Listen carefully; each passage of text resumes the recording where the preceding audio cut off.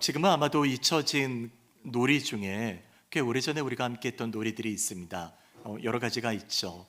그 중에서 가장 제 기억에 많이 남았던 것은 아마 40대 이상 되신 분들은 해보셨을 텐데요. 땅 따먹기입니다. 자기 영역을 땅에다 그리고요. 우리 친구들끼리 쪼그리고 앉아서 한 번, 두 번, 세 번 이렇게 자기 땅에 들어오면 땅이 넓혀지는 거죠. 그러다가 다른 친구들의 땅을 또 이렇게 차지하기도 하고요. 해가 니역니역 질 무렵 집에서 부르는 소리가 들립니다. 철수야 들어와라. 영희야 밥 먹어. 그러면 아이들은 아무리 자기 땅이 넓어도요 손을 탁탁 털고 집으로 들어가야 했죠. 아마도 우리가 있었던 이 그림의 이미지들은 주님께서 우리 모두가 바로 하나님이 부르실 때 어떤 마음으로 가야 하는지를 알려주는 아주 중요한 장면이라고 생각합니다. 하나님이 우리를 부르시는 그 부르심, 우리가 부르실 때 우리가 갖고 있는 것들이 있습니다. 우리가 또한 해야 될 일도 있고 또 많은 것들이 있지만 하나님의 부르심을 따라서 그 응답하는 것, 그 하나님의 부르심을 따라서 살아가는 것, 우리는 이것을 사명이라 그럽니다. 오늘 보면은 이 부르심에 응답해서 그 길을 갔던 한 사람을 말하죠. 그는 바울입니다. 바울은 오늘 본문 이후에 이제 예루살렘으로 가게 되는데요. 그런 전반적인 과정을 사도행전 오늘 보면 20장 이후로 후반부를 향해서 그의 전도 사역의 일정들을 이렇게 정확히 또 자세하게 이렇게 전개되고 있는 것들의 시작이기도 합니다. 오늘 본문의 첫 구절인 17절을 보시면요. 바울이 이제 밀레도에서 사람을 에베소로 보냈다라고 얘기하고 있죠. 그래서 교회 장로들, 에베소의 장로들을 오도록 요청을 하게 되는 겁니다. 우리 지난 시간 우리가 이 밀레도에서 이제 사람을 에베소로 보낼 때 그 전의 과정들을 좀 우리가 살펴볼 수 있었는데요. 다시 한번 지도와 함께 보실까요? 자, 바울이 드로아라고 하는 맨 위쪽에 이제 강조되는 이 곳에서 자기의 동역자들 제자들을 배를 통해서 먼저 아소로 보내게 됩니다. 그리고 바울은 배를 타지 않고 도보로 걸어서 아소까지 내려가죠. 그리고 아소에서 이제 팀이 합류가 되는 겁니다. 그리고 나서 미둘레나라고 하는 섬으로 가게 되고요. 그 다음에 이제 기오라고 하는 섬으로 가고요. 그 다음에 사모라고 하는 섬으로 가고, 그리고 나서 오늘 본문이 시작하는 밀레도까지 이제 오게 된 것이죠. 그리고 이곳 밀레도에서 자신이 3년 동안 같이 동역했던 장로들을 이제 요청해서 불러 만나게 되는데요. 그리고 이 바울을 만난 장로들은 그의 바울의 부르심과 함께 오늘 본문에서 아마도 가장 핵심적인 그런 구절이라고 생각되는데 24절의 사명 선언을 이렇게 말하고 있죠. 내가 달려갈 길과 주 예수께 받은 사명 곧 하나님의 은혜의 복음을 증언하는 일을 마치려 하면은 나의 생명조차 조금도 귀한 것으로 여기지 아니하노라. 바울이 이 장로들을 불러서 밀레도까지 왔을 때 에베소에서 밀레도까지는 약 직선거리로 한 마일로 따지면 30마일 정도 되고요. 킬로미터로 따지면 약 50km 정도가 되는 거리에 떨어져 있었습니다. 사람들을 불렀으니까 그 당시에는 편지나 어떤 통신수단이 없었잖아요. 그래서 사람을 청해서 사람을 불러오는 것이니까 가는데 오는데 약 3일에서 5일 정도가 아마 걸렸을 거라고 생각이 됩니다. 굉장히 오랫동안 걸리는 길이죠.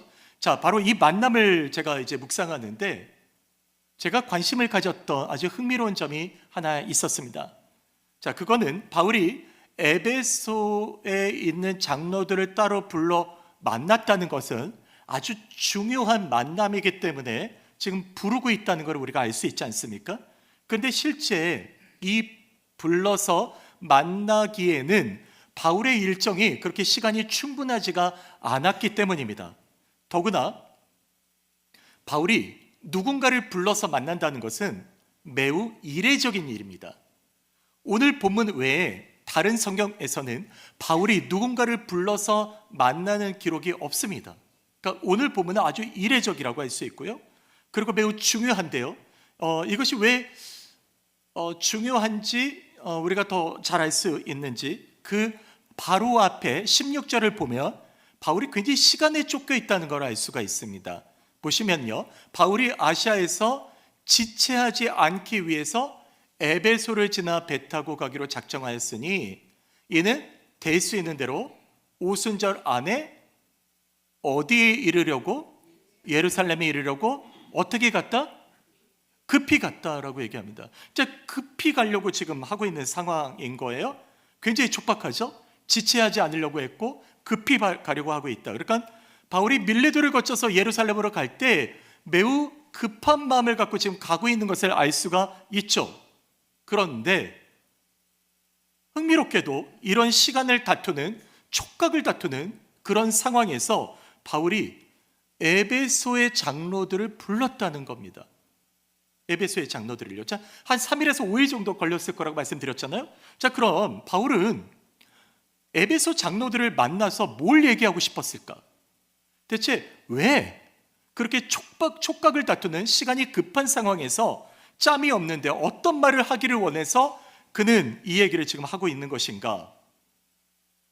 이런 상황에서 바울을 만난 장로들은 분명 그의 말을 집중해서 들었을 겁니다. 그때 바울이 얘기한 것이 앞에 제가 읽었던 24절인데요. 이 구절 한번 같이 읽어보겠습니다. 내가 달려갈 길과 곧 하나님의 은혜의 복음을 증언하는 일을 마치려 하면은 나의 생명조차 조금도 귀한 것으로 여기지 아니하노라. 네, 조금도 귀한 것으로 여기지 않는다. 나의 생명을 바치려 한다. 아주 죽음을 각오한 사명을 지금 말하고 있지 않습니까? 여러분, 그렇다면 바울과 같이 이런 각오를 갖고 있다면 우리 마음에는요, 이런 부담이 다가와요. 신앙이란 이렇게 죽음을 각오해야 되는가? 제가 고등학교 때 한 친구가 있었는데요, 친하게 지냈습니다. 근데 그 친구가 어느 날 저한테 이런 말을 해요. 친구야, 우리가 친구라면 친구를 위해서 죽을 수 있어야 된다. 너 나를 위해서 그렇게 할 수 있니? 제가 뭐라고 대답했을까요? 대답을 못했습니다. 아니, 나를 위해서 죽어달라 그러는데 제가 뭐라고 대답을 하겠어요? 우리가 바울을 보니까 바울 같은 사람이나 가능하지 않을까? 뭔가 특별한 사람들, 결혼도 포기하고 주를 위해 헌신할 수 있는 사람이니까 나는 죽음도 각오하고 간다라고 얘기하지 않았을까? 이 얘기는 나와는 상관없는 그런 얘기야 라고 치부해 버릴 수도 있다는 말입니다. 그런데요, 잘 들으십시오. 성경은 바울과 같이 죽음을 각오한 사명자들만을 말하지는 않는다는 겁니다.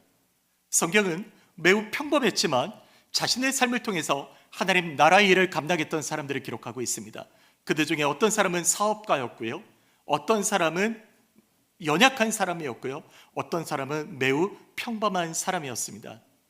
여러분, 바울의 동역자 중에 우리가 자주 언급했던 아굴라와 브리스길라 부부를 기억하십니까? 그들은 어떤 일을 감당했냐면 자신의 주업은 천막을 만들어서 사람들에게 판매하는 천막지기였습니다. 그런 사업을 했던 사람이죠.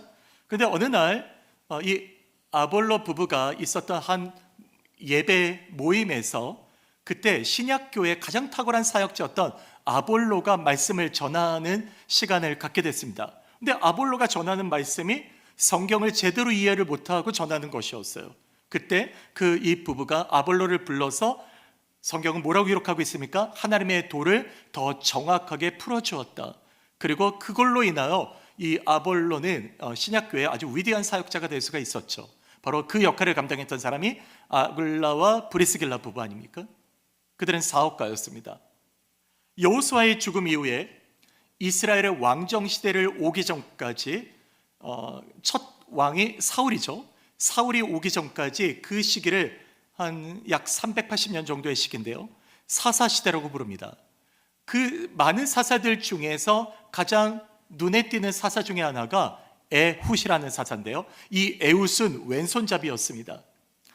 제가 군에 갔을 때 대체적으로 군대는 오른손잡이용으로 무기를 만들어요. 그래서 저는 이제 군대를 갔을 때 총을 쏴야 되는데 왼손으로 쏠 수가 없는 겁니다. 총 자체가 왼손잡이용 총이 있는데 그게 보급이 되지 않았어요. 그리고 수류탄 같은 경우도 저는 던질 수가 없었습니다. 던져본 적이 없습니다. 왜냐하면 왼손잡이용 수류탄이 없었기 때문입니다. 그만큼 요즘도 그런데 예전에 고대 사회에서는 왼손이라는 것은 비정상적이고 약점을 갖고 있다라고 이해했던 시대입니다. 그런데 이런 왼손잡이를 하나님이 써서 하나님의 역사를 구원을 이루신 것이죠. 바로 그것이 에웃입니다.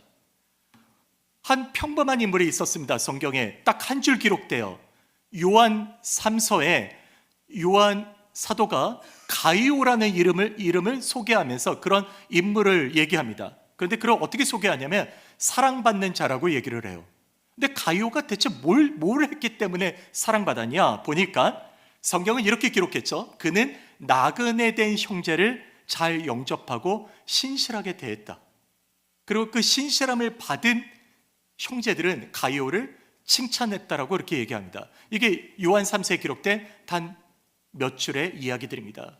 어떤 사람이었습니까? 평범했고 그리고 손님을 잘 대접한 한 사람입니다. 그리고 너무 평범했던 한 여인이 있습니다. 욥바에 살았는데요. 여인의 이름은 도르가란 여인입니다. 사도행전 9장에 보면 이 여인은 많은 선행과 구제를 했고 또한 가난한 가부들에게 옷을 지어준 여인입니다. 그런데 애석하게도 이 여인이 병들어 죽게 되죠. 그런데 그의 도움을 받았던 사람들이 그 근처에 베드로가 있다는 것을 알게 돼서 베드로를 요청해서 함께 만나게 됩니다. 그러면서 이렇게 자기들의 옷을 보여줍니다. 이 옷은 이 도르가가 지었습니다. 제 옷도 도르가가 지어줬어요. 서로 얘기하면서 도르가 여인이 한 일을 칭찬합니다. 간절한 그들의 얘기에 베드로는 기도했죠. 그리고 하나님은 이 여인을 살려주셨습니다. 죽음과 사망의 현장이 생명과 부활의 현장으로 바뀌게 된 겁니다. 이 사건이 한 여인에게 있었던 일이었던 거죠. 맞습니다. 매우 평범했던 사람들, 어떤 이들은 인정받지 못했고 어떤 이들은 매우 멸시받았던 사람들, 그러나 그들은 주님께 받은 그들의 사명을 기쁨으로 충성되게 감당한 사명자들이었습니다. 그러므로 사명은 바울같이 비범하고 죽음을 각오하는 어떤 거창한 무엇이나 특별한 것만을 말하지 않습니다. 사명이란 하나님이 우리 모두를 부르신 부르심의 자리에서 그 삶을 믿음으로 살아가는 것을 말하는 겁니다. 여러분, 저를 따라서 한번 해주실까요? 사명이란 성도가 이 땅 가운데서 살아가는 삶이다. 아멘. 맞습니다. 이 사명의 정의, 성도가 이 땅 가운데서 살아가는 삶, 바로 이 사명의 정의에서 매우 중요한 핵심이 있다면 그건 성도로 부름받았다는 것입니다. 여러분, 그냥 열심히 살아간다고 사명되지 않습니다. 바로 그 부르심이 성도이기 때문입니다. 그래서 바울이 말한 그가 강력하게 외쳤던 24절을 보십시오. 앞부분을 보시면 내가 달려갈 길가 누구로부터 받은 사명이라고요? 네, 주 예수께 받은 사명이라고요. 여러분, 사명은 누구로부터 받는 거냐면 주님께 받은 사명이라고 얘기합니다. 바울은요, 자기의 길을 간 것이 아닙니다. 자기를 위해 목숨을 바치고 열심히 사역했던 게 아닙니다. 그의 사명이란 주 예수께 받은 것이었죠. 그가 주 예수께 받은 것이 아니라면 이 사명은 단지 그의 명예와 욕구를 채우는 것밖에 되지 않습니다. 그러나 그를 향한 부르심은 하나님께로 온 것이기에 그는 자기의 생명을 다해서 사명을 감당할 수 있었습니다. 사랑하는 여러분, 바로 여기에 우리의 사명이 시작되며 사명의 근본이 있습니다. 바로 그것은 하나님이 우리를 하나님의 사명을 감당하도록 부르셨다는 사실입니다.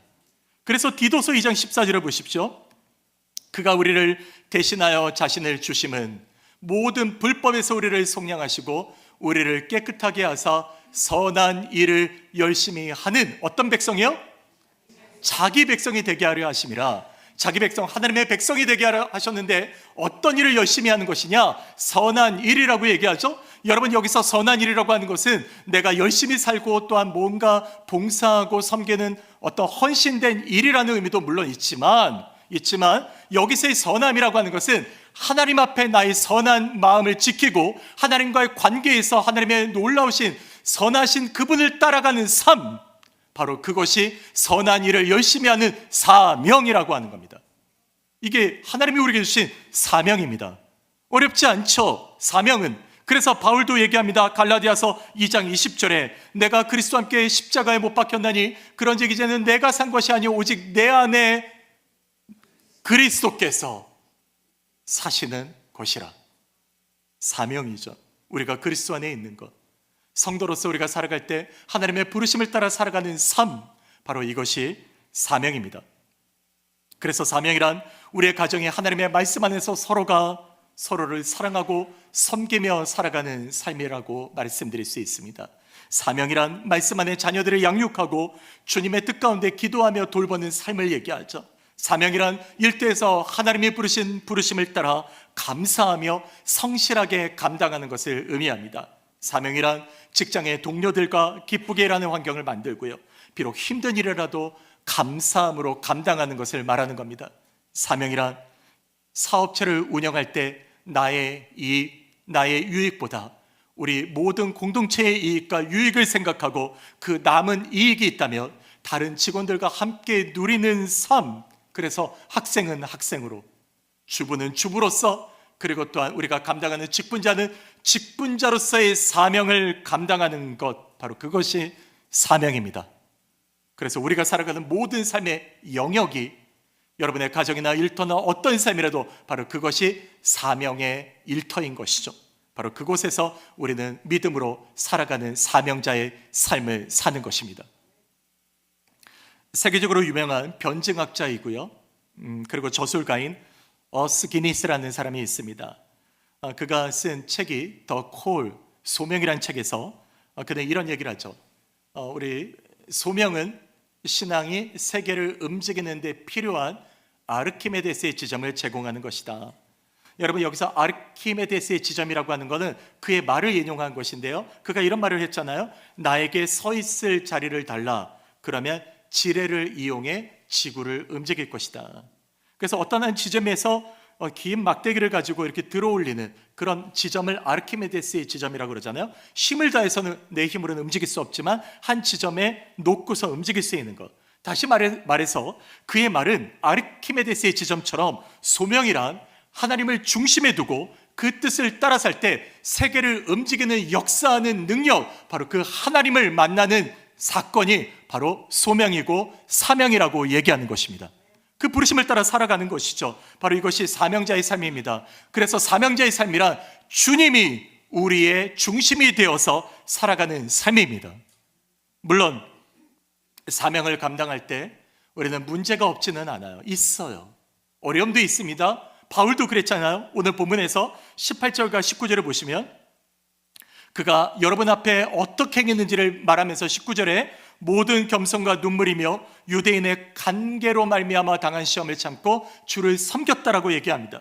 여러분, 바울은 밀레도에서 에베소에 있는 장로들을 만나자마자 하소연하고 있는 건데 어떤 하소연을 했냐면 내가 유대인들의 아픔을 겪었다, 내가 주님을 섬겼지만 그들로 당한 시험이 있었다라고 얘기합니다. 바울도 어려움을 겪었습니다. 고난이 있었습니다. 환난이 있었죠. 우리들의 삶도 마찬가지예요. 다르지 않아요. 우리가 여러 관계나 여러 가지 일로 인해서 시험 당하고 넘어지고 고난을 겪기도 합니다. 우리 지난주에, 우리 며칠 전이죠, 우리 교우들 중에 몇 분은 교통사고를 당하셨어요. 그래서 응급실도 가시고 또 병원에도 가셔야 했습니다. 얼마나 마음이 아파요. 많은 어려움을 겪으셨습니다. 열심히 살아요. 그리고 또한 열심히 봉사합니다. 그래도 누군가로부터 서운한 소리를 듣고 아픔을 겪기도 하고 어려움도 겪습니다. 상처가 있어요. 사랑하는 여러분, 바울의 증언같이 죽음을 불태우는 사명자라 해도 겪는 문제가 있고요, 그리고 우리 같은 일상적인 삶을 살아가는 성도라 할지라도 겪는 문제가 없지 않습니다. 그러므로 사명을 감당할 때는 여러 고난과 어려움이 있어도 여러분, 그 고난을 장차 다가올 영광과 비교할 수 없다는 사실을 믿고 나아가는 주의 성도가 되시길 바랍니다. 결코 비교할 수 없습니다. 우리는 그 영광을 바라보기 때문입니다. 때로는 세상 끝날까지라 할지라도 주님 말씀하시죠. 볼지어다 내가 세상 끝날까지 너희와 항상 함께 하리라. 여러분, 함께하는 것은 바로 사명자이기 때문에 그렇습니다. 내가 사명의 삶을 살 때 주님이 나와 함께 하신다고 말씀하셨습니다. 믿으십니까? 그 믿음을 붙들고 가는 것이 사명자의 삶인 것이죠. 그렇다면 이제 우리는 한 주간 이 사명자의 삶을 살아가야 할 때 우리는 어떻게 살아가야 할까요? 한 두 가지 정도를 한번 정리해 볼까 하는데요. 자, 첫 번째로는요, 사명의 삶이란 타인을 향한 겸손의 삶을 사는 것이라고 말합니다. 우리 본문에서 바울은요, 에베소 장로들에게 자기의 삶을 말할 때 19절의 앞부분에 보니까 가장 먼저 언급한 단어가 있는데요, 모든 겸손과라고 얘기합니다. 자, 이 단어는요, 겸손으로 맨 뒤에 보시면 누구를 섬겼다고 되어 있습니까? 주님을 섬겼다고 되어 있죠. 이거를 하나의 문장으로 만들면 주어가 겸손이면 모든 겸손으로 주님을 섬겼다라고 얘기하는 것입니다. 그는 주님을 섬겼다라고 얘기해요. 근데 이 얘기를 들으면 당연하잖아요 라고 얘기할 수 있습니다. 네, 주님을 섬기는 건 겸손으로 섬기는 겁니다. 그러나 생각해 보십시오. 어떤 사람이 주님 앞에서 겸손한 것 같으나 그러나 실제로 내면에는 인정받고 싶고 명예를 지키고 싶어하는 마음은 없는가 말이죠. 여러분, 분명히 있습니다. 교회에서는 충성된 일꾼처럼 보이나 밖에서는 자기의 욕망과 거짓과 욕심으로 살아가는 삶이 있습니다.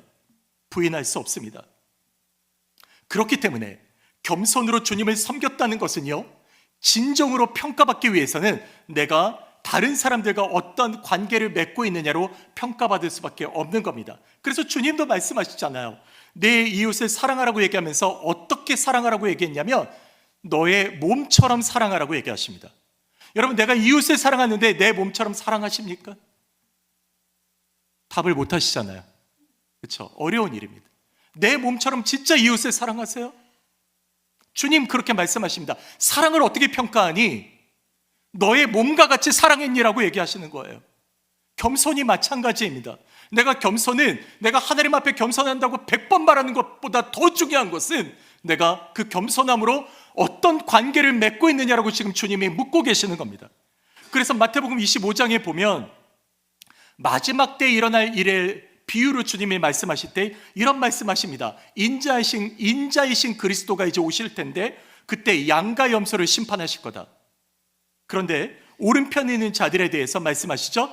아버지께 복받을 자들이요, 창세로부터 너희를 위하여 예비된 나라를 상속받으라고 얘기하면서 이런 말씀하십니다. 내가 줄일 때 너희가 내게 먹을 것을 주었고, 내가 목마를 때 너희가 마실 것을 주었고, 내가 헐벗었을 때 너희가 입힐 것을 주었고, 내가 옥에 갇혔을 때 너희들이 와서 돌봤다 라고 하니까 그 사람이, 오른편에 있던 사람이 뭐라 그럽니까? 주여, 우리가 대체 언제 주님을 그렇게 섬겼습니까? 이렇게 얘기하니까 주님이 뭐라 그러세요?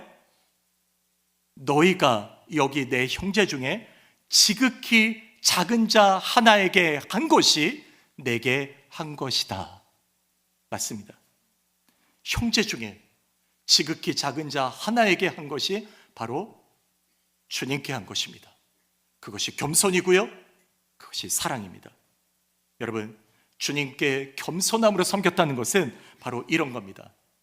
모든 겸손에 대한 평가는 내가 대하는 사람이 힘이 있거나 힘이 없거나 건강하거나 연약하거나 병들었거나 많은 재물이 있거나 그렇지 못하거나 나는 그 모든 사람들을 대할 때 내가 예수님의 마음으로 섬기고 있는가를 평가받는 겁니다. 그래서 바울은 빌립보서 2장 3절에 이렇게 말하지 않습니까? 각각 자기보다 남을 어떻게 여기라? 맞습니다. 낮게 여기라. 다른 사람을 존중하고 다른 사람을 위로하고 그래서 겸손한 삶을 살아가고 있는가를 묻고 계시는 겁니다. 여러분, 진실로 여러분의 삶에서 겸손의 삶을 살고 계십니까?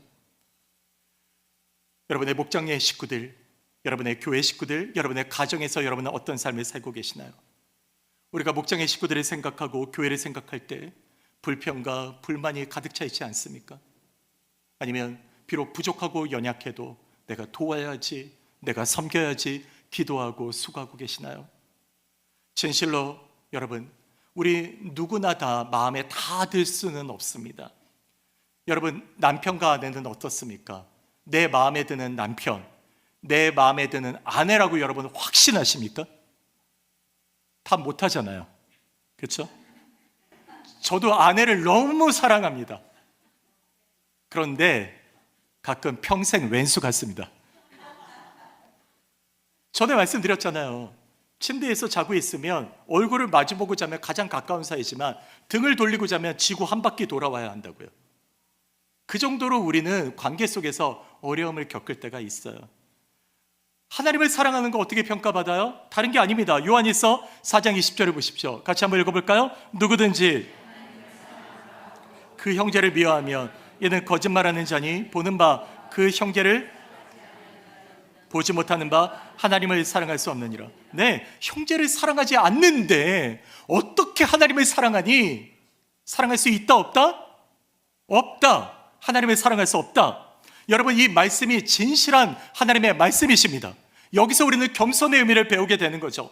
하나님 앞에 겸손한 삶은요, 타인을 향한 마음이 진실한가 그렇지 않은가로 평가된다는 사실을 여러분 잊지 마십시오.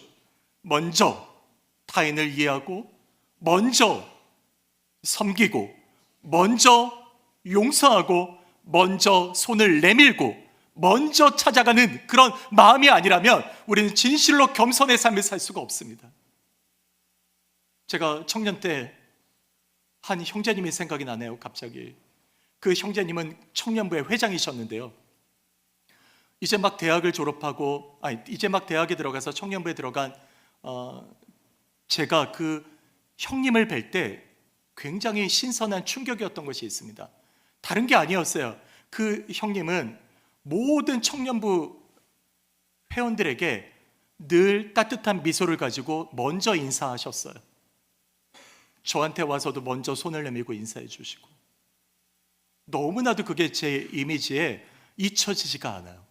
맞아, 리더는 저런 거야 라는 걸 제가 배울 수 있었던 시간이었습니다. 여러분, 겸손은요 이렇게 관계에서 시작됩니다. 진정한 겸손으로 주님을 섬기기를 여러분 원하십니까? 그렇다면 여러분이 진정한 겸손으로 여러분의 이웃을 대하는 태도에서 여러분의 삶을 점검하시게 되기를 바랍니다. 이런 은혜가, 주의 은혜가 여러분과 저의 삶에 가득 넘치게 되시길 주님의 이름으로 축복합니다. 두 번째로요, 사명자의 삶이란 눈물의 삶을 말합니다. 여러분 19절 말씀해 보시면 모든 겸손과 눈물이라고 얘기했는데, 여러분 이 눈물은요 내가 슬프고 힘들고 흘리는 그런 눈물이 아니라, 여기서의 눈물이라는 의미는 눈물로 주를 섬겼다는 것은 눈물로 애통해 하시는 주님의 마음으로 나아갔다는 것을 의미합니다.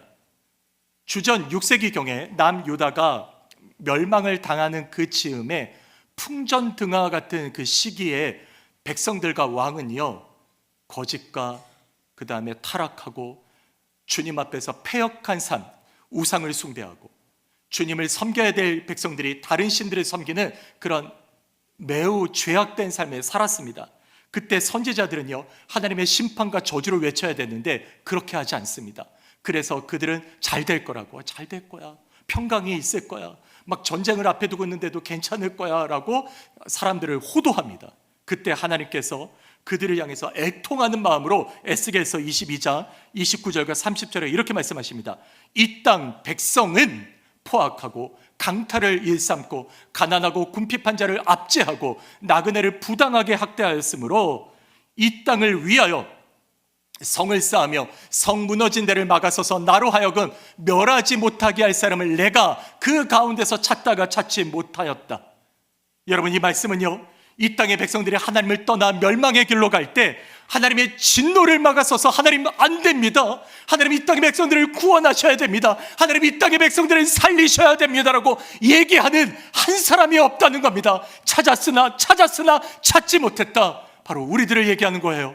우리 한 사람 한 사람이 이런 긍휼의 마음이 있는가, 이런 애통의 마음이 있는가를 지금 보고 계시는 겁니다. 이 탄식, 이 눈물, 이 고통이 바로 이 땅을 흘리는 주님의 눈물이고, 이 눈물을 담아서 바울은 사역했던 겁니다. 그 영혼을 향한 눈물이 우리에게 있는가. 2014년도에 7월 17일 뉴욕의 스탠튼 아일랜드에서요 낱개 담배를 팔던 흑인 에릭 가너가 한 경관에 의해서 목졸림을 당해서 죽은 사건이 있었습니다. 여러분 아마 기억하실 텐데요, 이 사건으로 인해서 전국적으로 흑인 인권에 대한 문제가 퍼져나갔고, 더 힘들었던 것은 당시 경관이 불기소 처분이 되었기 때문입니다. 그리고 5년 후에나 이게 다시 기소가 되어서 경관이 파면된 사건입니다. 당시 시민이 찍은 영상을 보면, 저도 그 영상을 봤는데요, 굉장히 아픈 그 고통스러운 현장이 있었죠. 그 에릭 가너가 뭐라 그럽니까? 목졸림을 당하면서 I can't breathe, I can't breathe, I can't breathe. 그 소리가 점점 줄어들어요.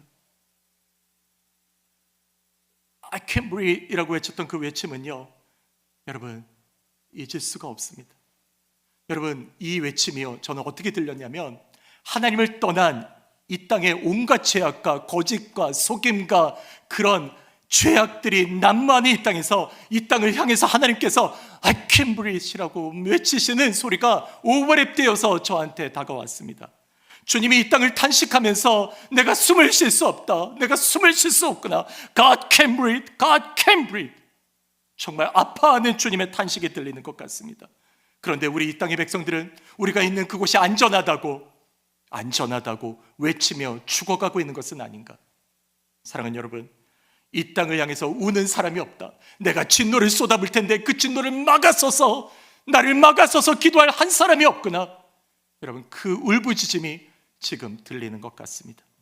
여러분, 여러분의 주변에 아직도 주님을 모르는 한 영혼을 향한 애통의 눈물이 있으십니까? 바울은 이런 애통의 눈물이 있었기 때문에 19절에 유대인의 관계와 그들의 술수를 받으면서도 믿음을 지켰다라고 얘기합니다.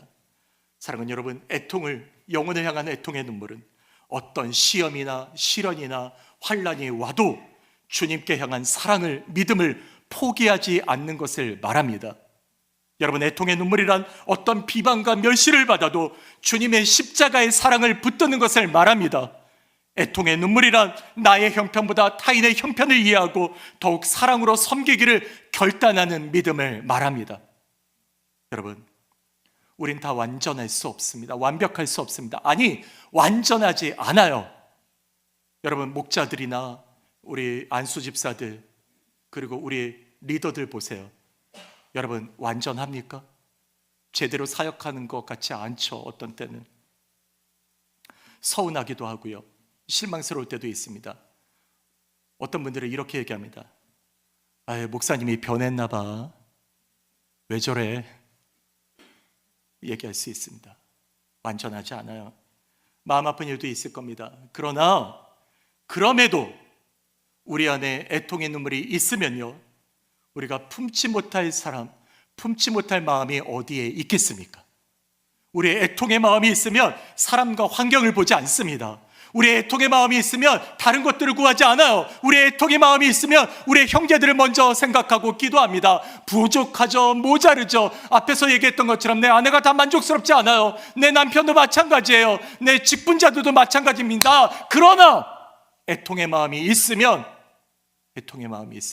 품어주는 겁니다. 이게 십자가의 사랑 아닐까요? 이게 그리스도가 십자가에서 죽기까지 나를 사랑하신 주님의 사랑이 다른 사람도 함께 사랑하는 주님의 사랑이 아닐까요? 애통의 눈물이 있다면 여러분, 이 애통의 눈물을 흘리는 저와 여러분 되시길 주의 이름으로 축복합니다. 말씀을 마칠까 합니다. 이 땅에 하나님의 백성으로서 살아가는 사명자의 삶이란 여러분, 세상을 겸손한 마음으로 섬기는 것이라고 말씀드렸어요. 내가 주님께 겸손하다는 것은 다른 사람들과의 관계를 의미한다고 말씀드렸습니다. 나의 이웃과 나의 식구들과 나의 사람들 가운데 내가 진정으로 그렇게 사랑했는가? 진정으로 겸손함으로 섬겼는가? 여러분, 돌아보시기 바랍니다.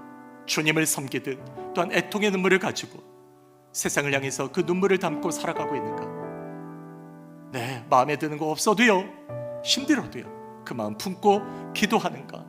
여러분, 그 애통의 눈물이 마르지 않게 되기를 주님의 이름으로 축복합니다. 우리 한번 같이 기도할까요? 여러분, 이 시간에 기도할 때 오늘 우리가 주님의 그 눈물, 애통의 눈물을 우리의 마음에 담게 하시고, 우리가 다른 사람들을 사랑하고 섬길 때 내가 이해받지 못하고 내가 사랑받지 못하고 내가 용서받지 못한다 하더라도 이해하고 용서하고 사랑함으로 애통의 눈물을 흘리고 섬길 수 있는 겸손한 사람 되게 하여 달라고 우리 합심해서 함께 기도하도록 하겠습니다. 하나님, 그렇습니다. 오늘 우리 성도 한 사람 한 사람 그 주님의 애통의 눈물을 담아 우리가 이 땅을 향하여 나아가도록 주님 우리를 지키시고 붙들어 주시옵소서. 하나님, 우리가 겸손함으로 주님을 섬길 때 우리가 맺는 우리 믿음의 식구들, 우리의 가정, 우리의 목장, 우리가 살아가는 모든 공동체에 겸손한 삶이 되게 하여 주시고 주님의 마음으로 세상을 품고 애통의 눈물을 갖고 나아가는 우리의 성도들의 삶이 되게 하여 주시옵소서. 하나님, 그 믿음 잃어버리지 않게 하여 주시고 그래서 사명자의 삶, 우리를 성도로 부르시는 그 사명을 가지고 애통과 겸손의 마음으로 나아가는 우리 모두가 되게 하여 주시옵소서. 주님이 이루시고 함께 하심을 감사하며 우리 주 예수님의 이름으로 기도드립니다. 아멘.